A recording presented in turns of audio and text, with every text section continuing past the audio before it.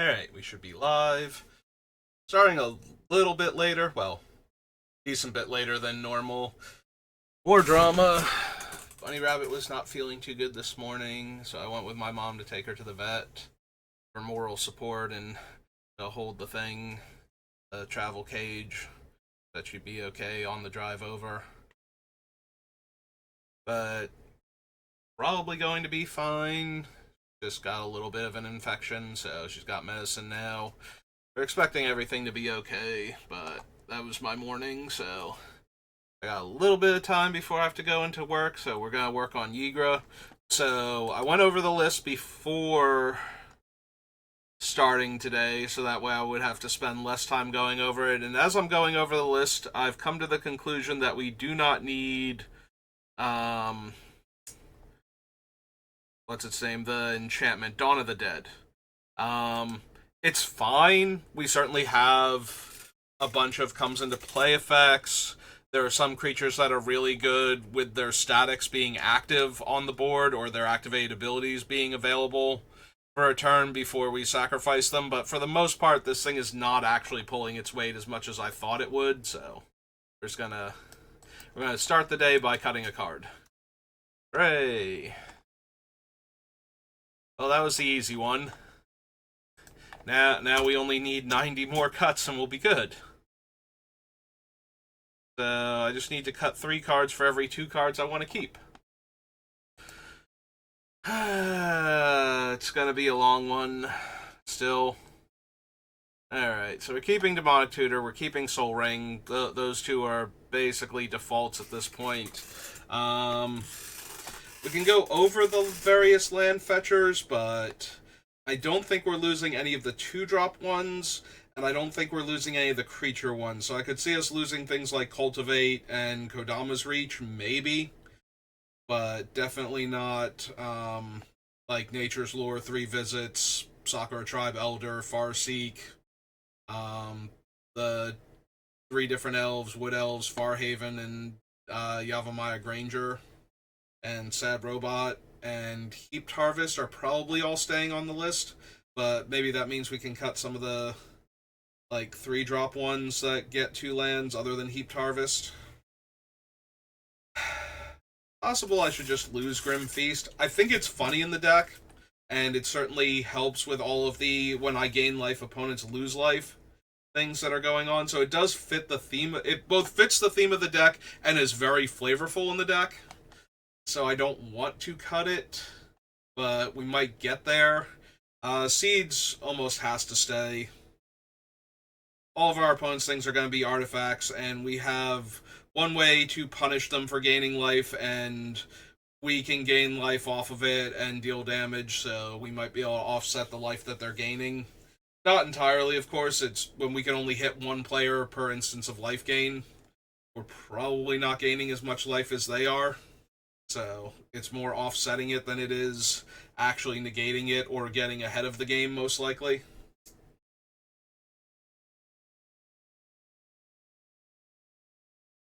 We want Vampiric Tutor to stay. With all the sacrifice stuff, Grave Pack seems too strong. There's a possibility we cut Survival. Like, we have enough other tutors, and even if I wind up running Chthonian Nightmare, it's not necessary to have the Nightmare Survival combo in the deck. It's still really powerful, though, but maybe this isn't the deck for it. Because we have a bunch of creatures that early on are super important, and later in the game we do not mind throwing away for our better creatures. So Survival is still as potent as it ever is in Commander, but... see, cutting Black Market. I do like Hypnotist as one of our sack outlets. I think that does a lot of disruption against the opponents, so I kind of want to keep it. It's possible we don't need Graveborn Muse. Like, it's fine, but we have other card draw options. Maybe I need to go over my card draw again. Maybe we can afford to cut Graveborn Muse. Free of Pain is fine. Lissa's just too good with what we're already doing. Like, we float mana, we kill their thing, and then we cast our spell. Lightning Greaves is fine. It's not amazing because we do destroy artifacts sometimes, like just all artifacts. So there are going to be times where Lightning Greaves and Swiftfoot Boots just evaporate because we needed to clear the board of other things. So maybe they're not good enough here. I do like giving our commander Hexproof or Shroud just because of all the other stuff we have going on. Like, there are going to be plenty of times where it is the only creature in play, so protecting it is kind of important, but maybe Boots and Greaves aren't the right way to do that.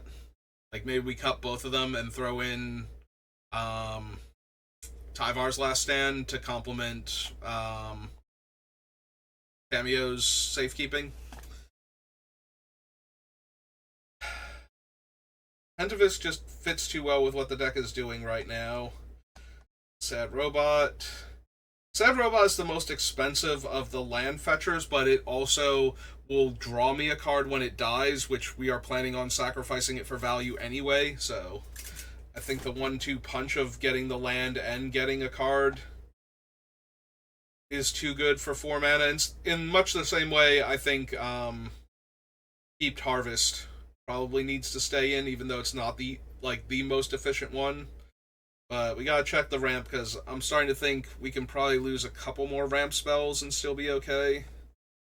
Like some of the more expensive ones, like I think we're better off with the 2-drop ones. Maybe we're better off with the 2-drop ones being creatures like Sakura Tribe Elder, but there aren't that many in the 2-drop slot. So I don't know that I want to cut like all of the 2-drop. I don't know that I want to cut the 2-drop ones and keep the 3-drop ones in, even though they're getting us more land.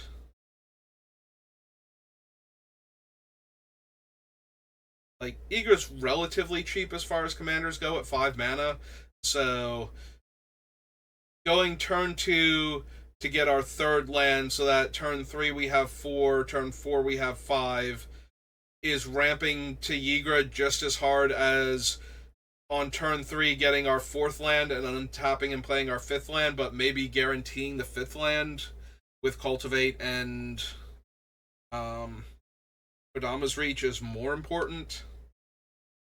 So maybe we do cut some of the... I hate cutting the creature ones because they are creatures that also get me land, but maybe we need to lose like a couple of them. Like, for example, maybe Yavimaya Granger isn't good enough because of the Echo. Like, we're always going to let it die, and if Ygra's not in play, that's just kind of losing value. Actually, when I say that out loud like that, that does sound correct. Like, we want to cast it on turn 3 so that we get, turn 4 Ygra, but that means that we're not going to pay the Echo, so that's probably not worth it. So yeah, we cut Yavimaya Granger. Just go get it off the bottom list too.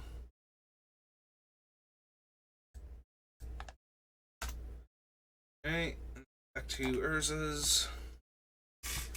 Should not be leaning back so far. Go.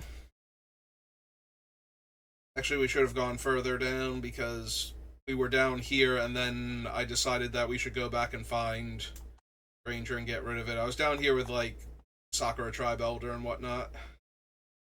Alright, Doubling Season.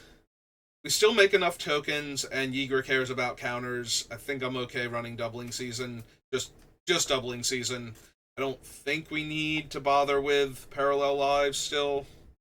Like, if you have Parallel Lives and you don't have Doubling Season, it's probably fine to substitute it. Like, I don't think it's a huge hit to not have Ygra. Like, Ygra's already gaining 2 counters per creature dying. Gaining 4 counters per creature dying is not going to push Ygra that hard. It's just that if we're already concerned about the token doublers and Ygra has counters, we might as well double up counters. But, like, we already cut, what's its name? Vorinclex. Second Vorinclex.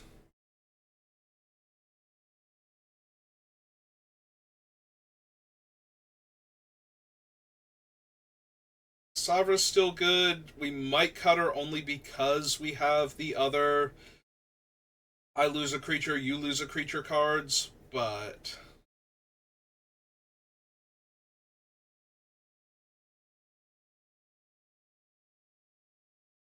still fine. I guess it depends, like, how many of my creatures are actually black. I think we have a ton of green creatures on the list. Maybe we don't need Savra because we're not triggering her thing often enough. So we come back up here, we do 149.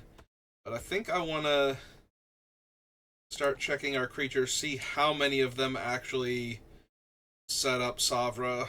Because I don't think as many of them do as I originally thought when I put them on the list. So they need to be black, at least in part.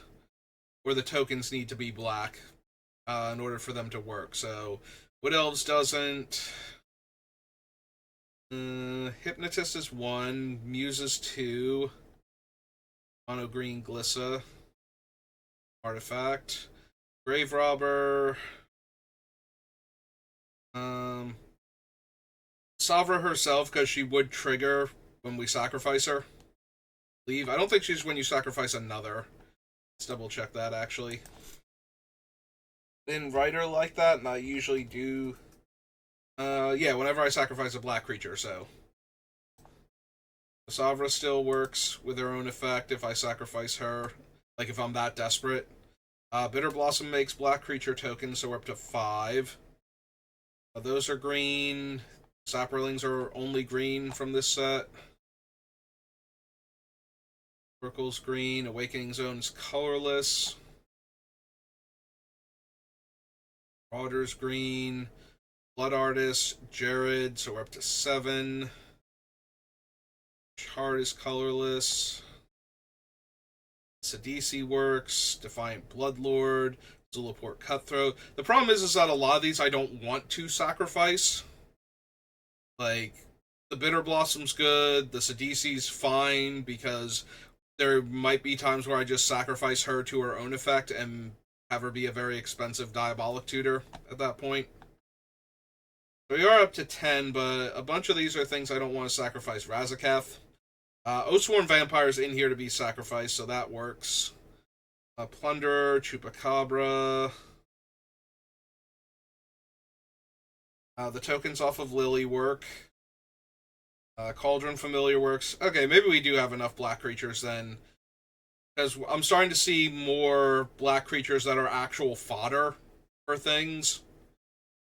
So we are more likely to be able to sacrifice a black creature so we can pay the 2 life to edict everybody when we do. Alright.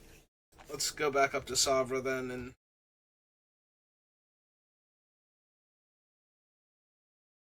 keep going, because it looks like we have enough on the list right now still to merit her. It's possible I have enough versatile removal that we lose the Woodfall Primus and we lose the if we lose the Great Henge, I think we can lose Woodfall Primus, because I think, like, it's still fine, it's still killing non-creature permanents, and so that's decent enough, and we have ways to sacrifice it to immediately kill another thing. So Woodfall Primus is fully functional in the deck. I think if we lost the ability to keep killing things over and over again, we have enough stuff on the list that can kill the stuff Woodfall Primus can hit at lower casting costs that we don't need the double up effect on an 8-drop.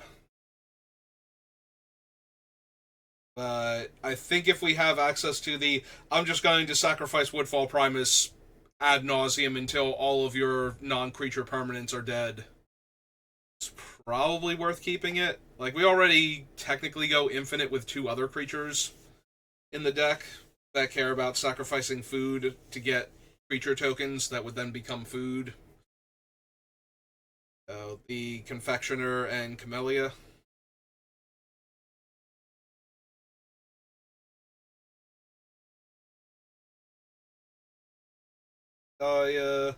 I can see losing the Awakening Zone.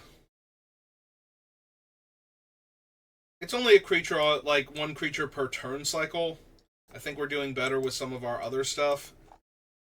It's nice that they are ramp creatures, and they have a built-in free sack outlet for triggering things, because sometimes that's just very helpful in a deck like this, and we're not running a ton of 0 mana. We do have some, but we don't have a ton of 0 mana ways to sacrifice a creature, so Possible Awakening Zone just isn't good enough, though, as a ramp spell, and it's not quite good enough as a creature token source either. Like, I don't know if we'd rather have Awakening Zone over Bitter Blossom, for example. Like, spend one more mana, get less power, no flying, take no damage, and be able to turn them into mana. Like, I think once both of them are in play, if we don't need flying chump blockers, Awakening Zone, or flying attackers, to, like, kill a Planeswalker, or, like, peck in for a few points of damage before we start sacrificing them to drain the opponents. I think Bitter Blossom is better, but once they're both in play, Awakening Zone, like, if those things aren't true, then Awakening Zone is the better one. Like, if we just need ground chump blockers, and we don't need to turn them sideways for anything, and them just dying is good enough, then we're getting the added benefit of extra mana out of them. So, I think it's close. I think, like, half the time I would want one and half the time I would want the other, but I don't think the deck has room for both. Yeah, I don't know. Maybe Awakening Zone is better and we cut Bitter Blossom. Like, I mean, the life loss is not a huge deal for this deck, and the fact that they fly is super relevant. Do we have any other cards that are similar to this, like, that are only making one per turn cycle?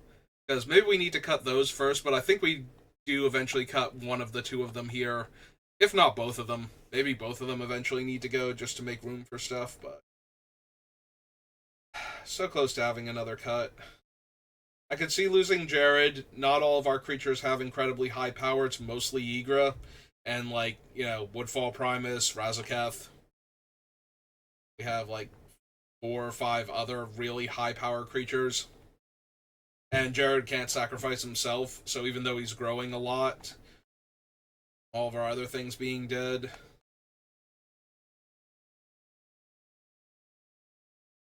Cutthroat, Heroic Invention.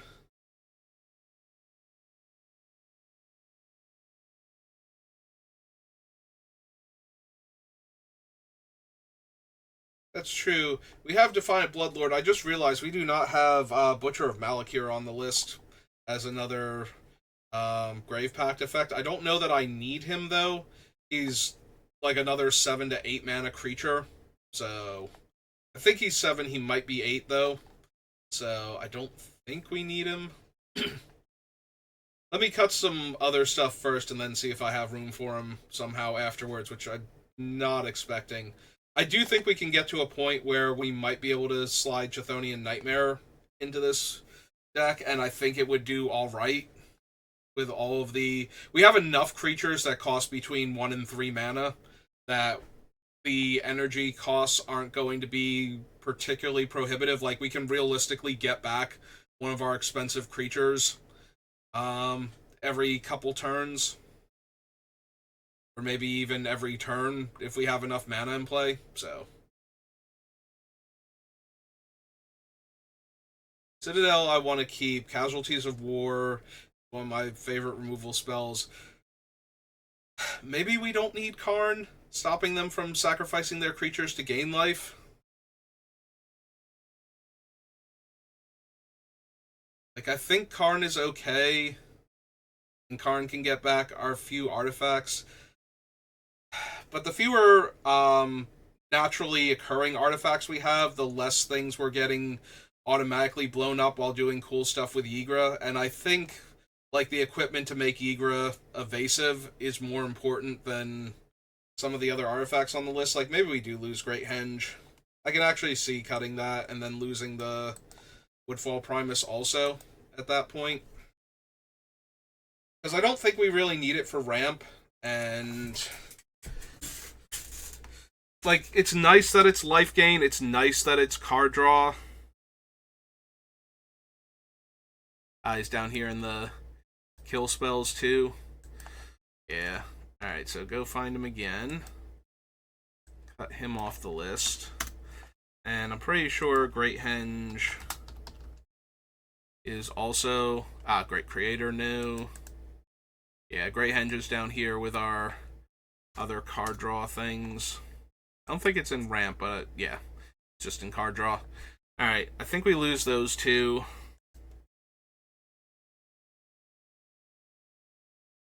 Yeah, unless it's an artifact I don't mind dying. I think it really needs to be doing a lot in the deck to justify its spot, and the Great Henge is one of those. It's doing a bunch of things okay. You know, it's drawing us some cards, it's gaining us some life, and it's making us a little extra mana. Like, all of that's fine, but it's all little stuff. So we just go down to, if we just get rid of it entirely, then I don't think we're losing a ton. Like I said, it's another, like, always an artifact off the list, so that way we're not randomly blowing it up with our stuff. Like, if we're going to leave an artifact on the list, it really needs to be pulling its weight, otherwise it's going to get blown up randomly. So, things that are making Ygra nearly impossible to block are way more important than something that's going to gain me 2 life a turn and draw me a card, maybe.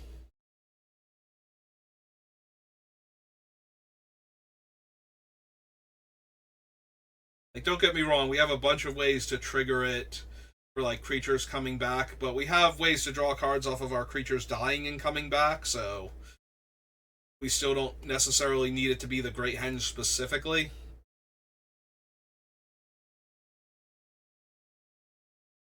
Gathering, Enduring Tenacity, Visits, Sanguine Bond, Cultivate, Skeleton, Viscera Seer. Like, it's possible we get rid of Swiftfoot Boots for the same reason. Like, I hate getting rid of Boots and Greaves, and just not being able to attack with Ygra the turn it comes down, but Ygra does benefit a little bit from setting up. So the only way we really want to attack with Ygra the turn it comes down is if I suddenly kill everything else. And if I kill everything else, it probably killed Boots or Greaves. So maybe they're not actually worth it, like neither of them. Yeah, again, artifacts really have to do a lot in this deck, and maybe they're just not good enough. Alright.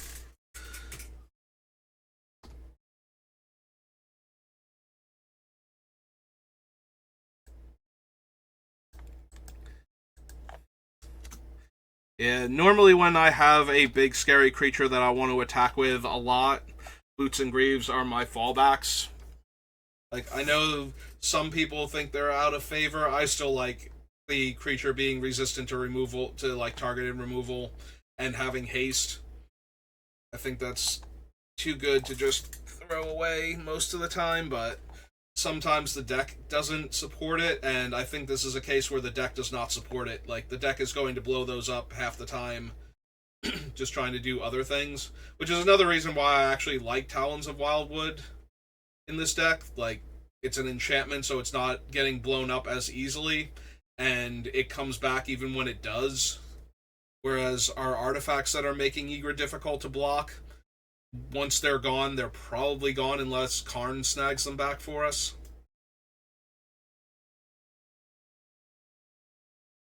Which is another reason I kind of like Karn in the deck, so they can buy back our dead artifacts. It's possible we lose Silver Smoke Ghoul, even though it comes back pretty readily.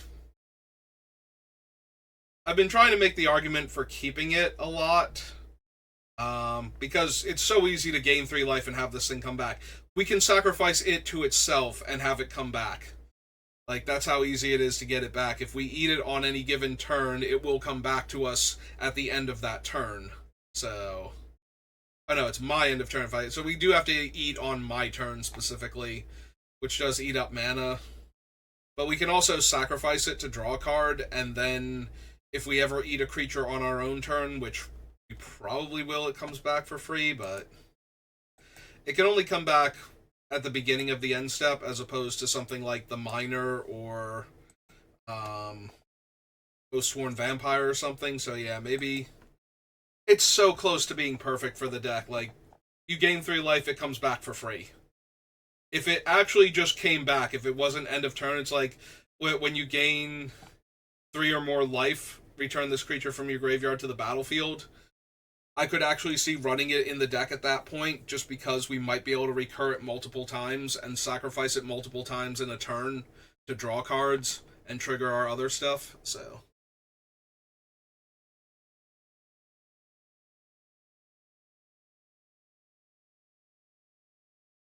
but yeah, we need to make room, and we have other recursive threats or ways to abuse bringing a creature back repeatedly, where we can actually do it repeatedly.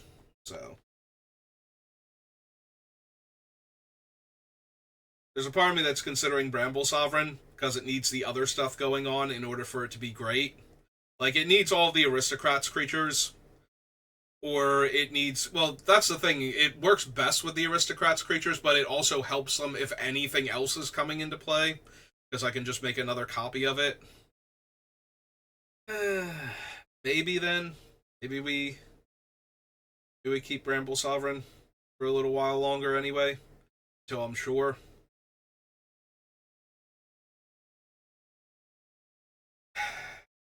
Possible we lose the Propagator Drone.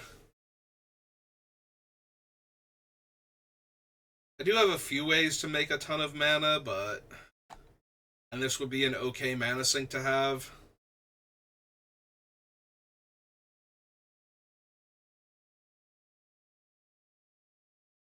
We want to keep Nantuko. I think Nantuko is just a better... well, not a better Bramble Sovereign, but a more efficient Bramble Sovereign. Like, it either lands on the creature we need to make copies of, most of which are like relatively cheap creatures anyway, so making copies of them is fine.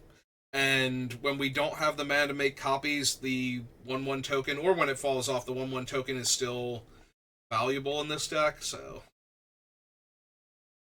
it's not the end of the world.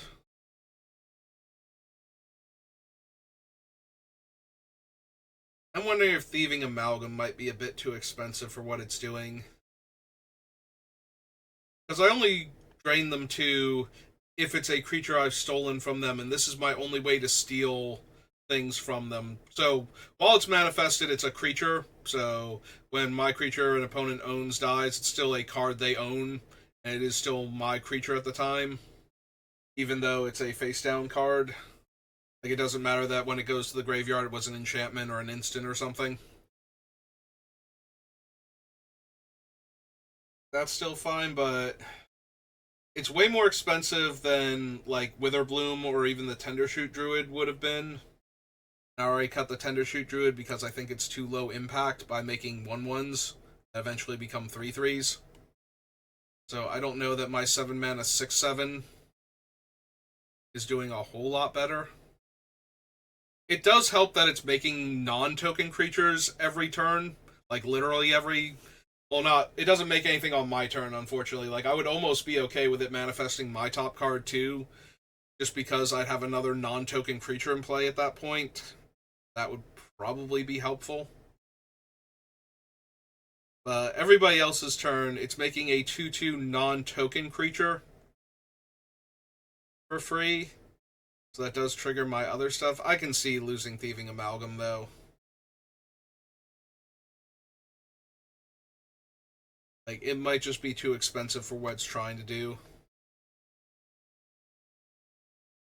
Geist Catcher's so good. I really want it to make it all the way through. I don't know if it can, but I want it to. Sign of Calamity, when all of our opponent's stuff is secretly an artifact. A 5/5 that naturalizes if it connects, that we can turn sideways to attack everybody simultaneously. Alright, so we got 1, 2, 3, 4, 5 cards off the list so far. Down into the sub list. Let me find my ramp again. I think I need to reevaluate that. So, Soul Ring's too strong. Like, Soul Ring gets us off to way too fast of a start, I think. Got it. I could also see Mana Crypt for the same reason, but I don't think we need. Oh, we already. Or we're about to lose Awakening Zone. Oh no, we didn't cut that off the list entirely. It's the other one that we lost, which I did remember to grab. Oh, but Doric's still on the list, and we did get rid of her. Took a while, but she stayed on for a bit. Actually, we got rid of her. Gilded Goose is also gone. It's not impactful enough on the board. Let's see. We have Soul Ring, we have Nature's Lure, Rampant Growth, Wood Elves, Sad Robot, Kodama's Reach, Sakura Tribe, Farseek, Farhaven, Oracle, Awakening Zone, Burnished Heart, Binding of the Old Gods, Heaped Harvest, 3 Visits, and Cultivate.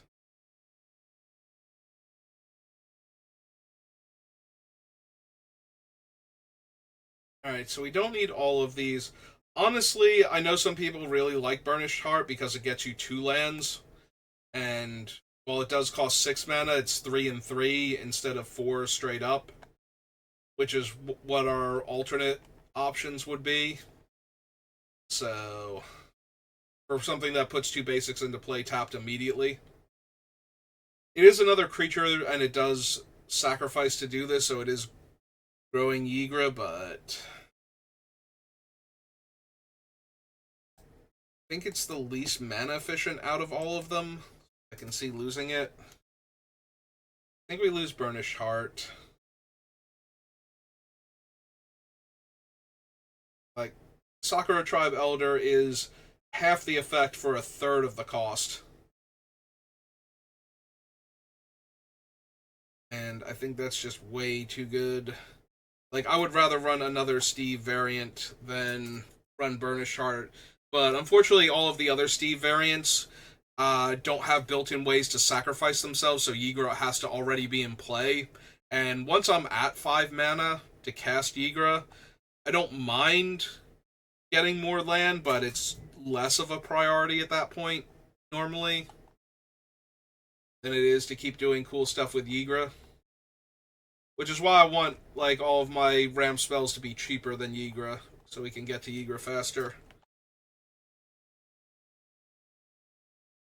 Or at least make sure we hit it on time. I think Sad Robot is the closest one to not helping because it's a 4-drop.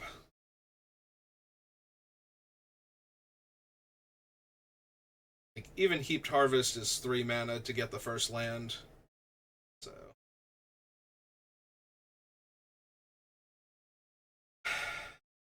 like, it's possible if I look at my removal spells, we can lose Binding.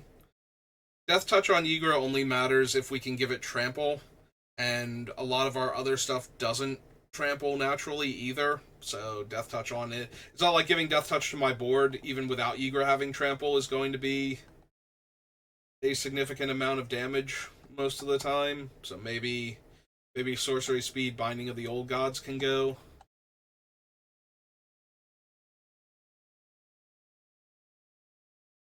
One, two, three, 4, 5 2-drops. 1, 2,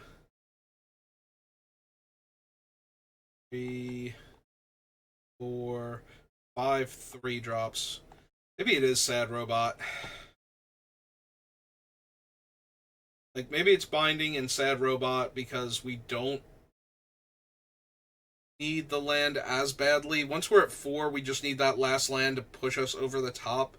So I'd rather have stuff earlier on that gets me my 5th land and gets it into play than one that I have to wait until turn 4. Because if we can get Ygra out a turn earlier, also not too bad. It's not essential, like, Ygra doesn't have to come out that quickly for us to get the value out of her, but yeah, okay, I can see. Since we need cuts anyway, we cut the Sad Robot off the list, so get Burnished Heart and Solemn Simulacrum. So Burnished Heart.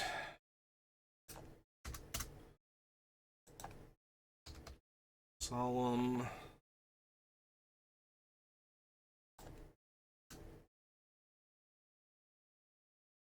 Alright, so 1, 2, 3, 4, 5, 6, 7 more cards off the list. Oh, that's 9 on the day, and we're only at 35 minutes in. So we're making good time. Should be able to get at least 10 off of the list. So let's go look at our removal again and see if we can afford to cut Binding of the Old Gods. Ooh, excuse me. Like, right now it's on the list because it hits everything. So if we look at Creature Kill, Act, Deed, Decree, Savra, Damnation, Beast Within, Reaper, Dictate... Oh, Reaper's off the list already. Decide against Reaper, finally. Ravenous, Trophy, Casualties...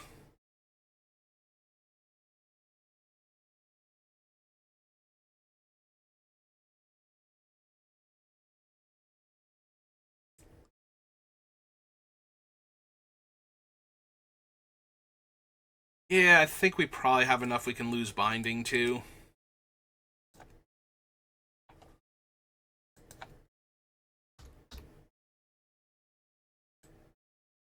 On the list 3 times.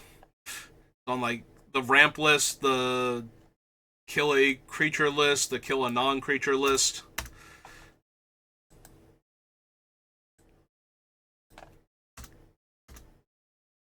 And its actual entry. Okay. There goes Binding of the Old Gods. Brings us down to 141. Alright. Back to the creature kill spells. Because we certainly have a lot. Actually, let's revisit all of our sublists, I think. Just because that's where we have the most overlap with things, so that's where we have the most wiggle room to cut something off the list entirely.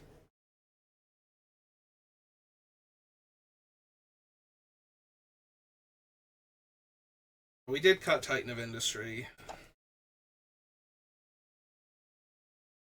Cut Fade also.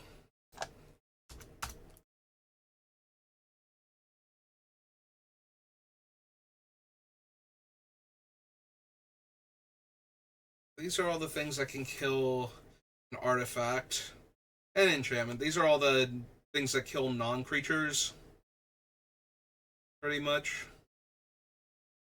With a focus on things that kill artifacts and enchantments. We have the things that specifically kill creatures. Obviously, both lists have some overlap to them, because there are a bunch of things on the list that can kill both creatures and artifacts. That can kill, like, the 3 main ones, at the very least, if not, like, all card types or all non-land card types.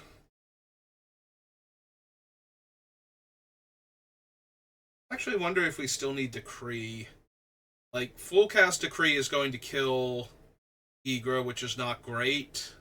Although, if we do have to do that, that's probably fine. But it's like 8 mana to do that, and we have Damnation.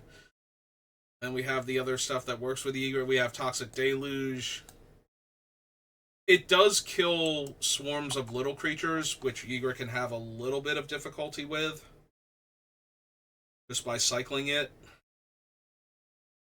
I think is its biggest argument to stay on the list. So that way we don't have to Damnation or cast Toxic for like a small number. Although casting Toxic for a small number and killing a lot of creatures does help Ygra a lot.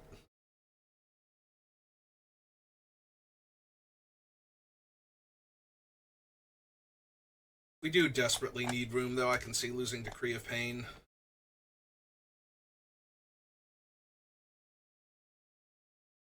Liliana's a bit card draw, and a token maker, and way to make everybody lose creatures. Just looking at ramp. What do we have in card draw?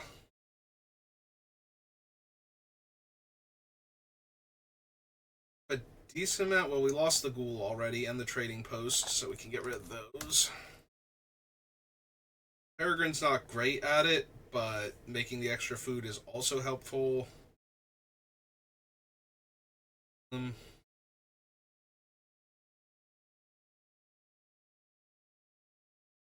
That is a bit mana intensive and makes me lose a little bit of life. Graveborn Muse.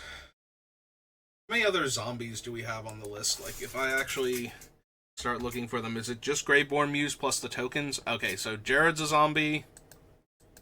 It says 12. Soul Trader's a zombie. The Muse itself. There's Jared again. Sidisi's a zombie. Murderous Rider's a zombie. Open the Graves. We're up to 6. Already had Soul Trader. Already had that. Alright, so it looks like it's 6 naturally occurring zombies. And 7 if we count Liliana, because I didn't put her game text in, and she does make zombie tokens. So there's 7 zombies total in the deck. Or zombie makers. So most of the time, this is just going to be a living Phyrexian Arena. I think we already cut Phyrexian Arena in favor of some of our other stuff, so I think we can lose the Muse also at that point, and it doesn't really do much to our deck. Peregrine, Yawgmoth, Baba Saga, Black Market Connections are all fine. Evasion abilities to Ygra.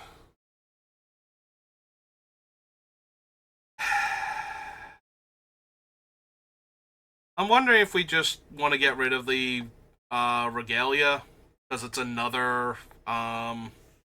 So, Shadow Spear and Regalia are both artifacts that can get swept away randomly, and we don't really get them back very well.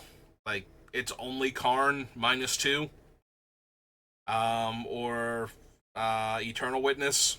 Like, the only ways we can get them back once they're dead. Talons can be brought back on its own and doesn't die to most of our board wipes. Minas Morgul is a land. Season of Gathering is a one-shot, so if we only keep either Shadow Spear or Regalia, and I think Shadow Spear is the better one because we have all the when I gain life, opponents lose life. So even if they can block enough with the trample, gaining life equal to Ygra's power when Ygra is Titanic might be enough to kill somebody anyway. So maybe we lose the Regalia then.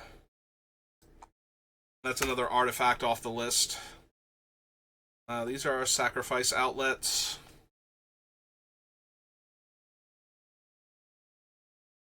I think we have enough of... we might have to lose a couple of them. One of the ones I keep looking at anymore is Jared, only because... A, he's very mana intensive to sacrifice things. B, most of our stuff is not actually big enough for that ability to matter much. Like, as far as each opponent losing life equal to the creature's power. And Jared himself is going to be like a 6/6 or an 8/8 for 4 mana. Like, that's pretty reasonable. Getting like 4 or 5 creatures into our graveyard. Well, 6. Yeah, like 6 maximum before somebody finally goes, you know what, I've found a way to exile your graveyard or get some of the creatures out of it at least to shrink him down. But let's get him back in check. And stop you from having a stock graveyard that you might be able to abuse. Because, let's be honest, we're kind of doing that anyway. We're already incentivizing people to be able to exile our graveyard, so him being huge is not super likely. Even though we're sacrificing a lot of creatures. Like I said, I can see having like 6-ish creatures in the graveyard being reasonable for him, but once we start getting like 10 or 12, that feels like nobody found their graveyard hate in time. For this one giant angry elf. Like, I feel like, as far as sacrifice outlets go, Yawgmoth is better, Viscera Seer is better, Camellia can't really sacrifice our creatures if Ygra's not in play, but that's kind of the whole point, is that once he is in play, or once it is in play, Camellia gets to just pop off.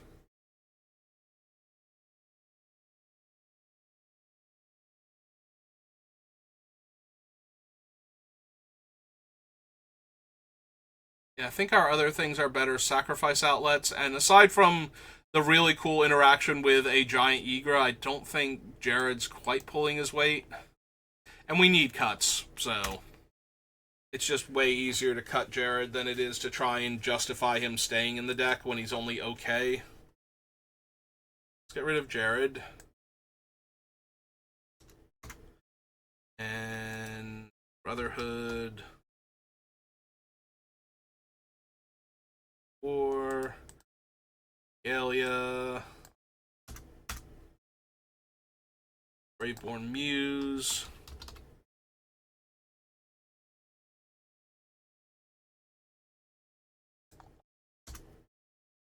And Decree of Pain. I was gonna say, wait a minute, we were at Graveborn Muse. Decree of Pain should be right there. So 1, 2, 3, 4 more cards off the list. 37. Alright, 17 more, and then we only have to cut half the remaining cards on the list and we'll be done. I don't think I can get all 17 of them in, like, the 10-ish minutes. Usually a lot for these things, so... Alright, let's start at the bottom, because sometimes going in reverse order helps me focus on different cards. Like, Atomize is fine. Maybe we can still cut more removal, because we have enough versatile removal. If I come back down here to the creature kill, is there anything else? Assassin's Trophy, Casualties of War, Lily, Murderous Rider. Like, maybe we don't need Murderous Rider. We have enough catch-all removal. It's nice that it's a 2/3 lifelink afterwards, and that it goes back into our deck when it dies. Like, both of those are neat tricks. And we don't really mind losing the 2 life to kill a creature to begin with, but especially in a deck like this, where we can gain tons of life anyway to offset it. That being said, we have a lot of different ways to kill creatures, including ways to kill creatures by having the thing come into play on the Chupacabra, which, if we do manage to get Nightmare in, is going to be relevant.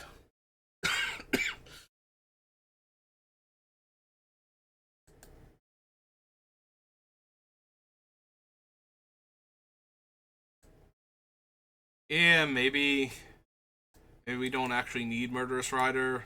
Maybe we have enough other kill spells. It is nice that's a 3-drop removal. Like, we have a bunch of 4s that are very versatile, but not as many 3s at instant speed in this deck. So it does hurt a tiny bit. Like, Beast Within and Assassin's Trophy can kill any creature at instant speed for 3 and 2 respectively, but everything else is 4 mana to exile. Like, a lot of it is exiling or at least destroying any permanent, so yeah, it feels a little bad to lose our 3-drop kill a creature at instant speed spell. Like, I'm not running Slaughter Pact or Snuff Out or any of those, so Force of Death, or whatever it's called, Force of Mortality, whatever the Black Force is called from Modern Horizons 2. We really don't kill things at instant speed unless we're spending 4 mana most of the time. We have 2 at that point for creatures. And I don't think we're doing significantly better for artifacts and enchantments up here. Like, yes, if it's an artifact or enchantment, all of a sudden Terra Sunder.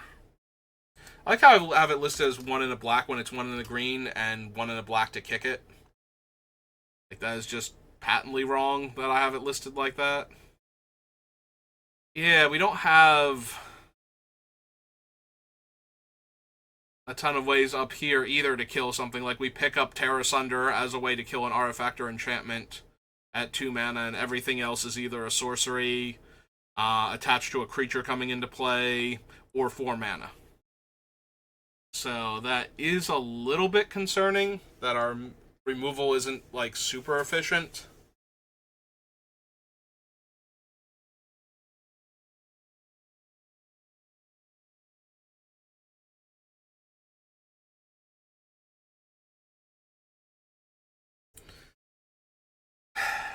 Like, I'm looking at it, I'm trying to think, like, if we got rid of certain things, because we have a lot of different ways to kill artifacts here. Like, obviously, we want to be able to kill artifacts, enchantments, and other card types, but because of Ygra, we care about this list because it kills artifacts specifically, which means Ygra is just making it more versatile.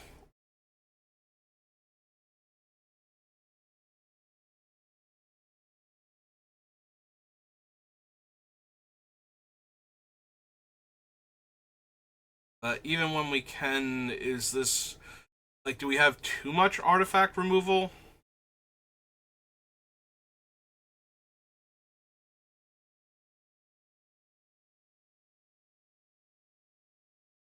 Or more accurately, do we have enough versatile removal that we have too much artifact removal?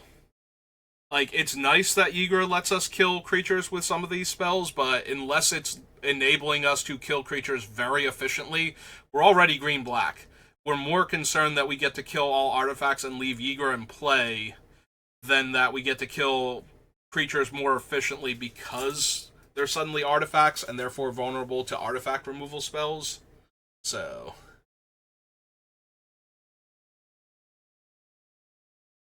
we do have a bunch of repeatable effects, which is nice. I do think we keep the Manglehorn. We would probably lose the Druid and pick back up um what's his name? The 2-1 from M15. Um oh god, I can't think of its name now. The naturalize elf for 3 mana. Just because it would work better with Nightmare at that point, but that's still not helping for the list. Like, maybe it is Scion of Calamity. Scion doesn't have Trample, right? Does it actually have Trample and I missed that? Because every time I see it, I keep thinking, shouldn't that also have Trample? But it has Myriad. Does it have Trample? No, so they can chump block it if they have the resources to do so. Um, it is kind of a threat because it's a 5/5 coming at them, so even if they can afford to throw a creature in front of it, it's still losing a creature to it, most likely. Like, they probably don't have a 6+ toughness creature that they just want to throw in front of this thing and hope that I don't have any ways to, like, it's in our deck, it's primarily something like Decree of Pain or casting Yawgmoth post combat, where it's like, oh yeah, I don't want to put like a 6 or 7 toughness creature even in front of these things because we run the risk of actually losing our very like powerful creature to the token plus a little bit extra. So we do have ways to get that little bit extra at the end to make sure we kill their guy. And if we play Yawgmoth beforehand, then it's like, okay, so before any of these things get sacrificed that got through or just got chump blocked, we can also turn them into cards and -1/-1s for the giant creatures that blocked my 5/5s and lived. Try and make sure that doesn't happen again.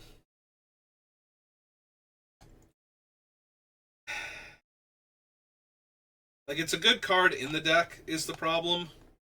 Alright, so I think we can still lose Murderous Rider. It does hurt a little bit, but we have enough ways to not only kill creatures, but kill lots of creatures, thanks to our, hey, one of my guys died, so now one of your guys also has to die. Like, it's going to be on board when we can do that, which is the problem, but once we are at that position, they really have to kill the ways that trigger that thing, like all of the Grave Pact effects, otherwise all of their stuff is just going to die.